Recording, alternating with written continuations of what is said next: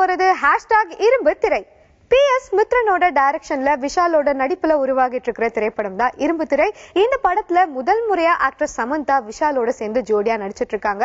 அது மட்டும் இல்லாம டெல்லி கணேஷ் அண்ட் ரோபோ சங்கர் இவங்க ரெண்டு பேருமே ரொம்பவே முக்கியமான ஒரு கதாபாத்திரங்கள்ல நடிச்சிட்டு இருக்காங்களாம்.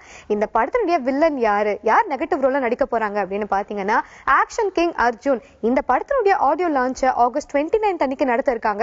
எதுக்காக ஸ்பெசிபிக்கா ஆகஸ்ட் 29 அப்படின்னு பாத்தீங்கன்னா அன்னைக்கு தான் நம்ம விஷாலுடைய பிறந்த நாள். அங்க இருந்து கரெக்டா 1 மந்த்க்கு அப்புறமா, அதாவது செப்டம்பர் 29 இந்த திரைப்படத்தை ரிலீஸ் பண்ண இருக்காங்க. இந்த படம் மட்டும் இல்லாம சிவகார்த்திகேயனுடைய நடிப்புல உருவாகிட்டு இருக்கிற வேலைக்காரன் திரைப்படமும் செப்டம்பர் 29 தான் ரிலீஸ் ஆக இருக்கு. இதே மாதிரிதான் லாஸ்ட் இயர் விஷாலோட நடிப்புல உருவான கதகளி திரைப்படமும் சிவகார்த்திகேயனுடைய நடிப்புல உருவான ரஜினி முருகன் திரைப்படமும் ஒரே நாள்ல ரிலீஸ் ஆகி 2 படமே சூப்பர் ஹிட் ஆச்சு. அதே காம்பினேஷன் இப்போ இந்த வருஷம் ஒர்க் அவுட் ஆகுதா இல்லையா அப்படிங்கறத செப்டம்பர் 29க்கு அப்புறமா பார்க்கலாம்.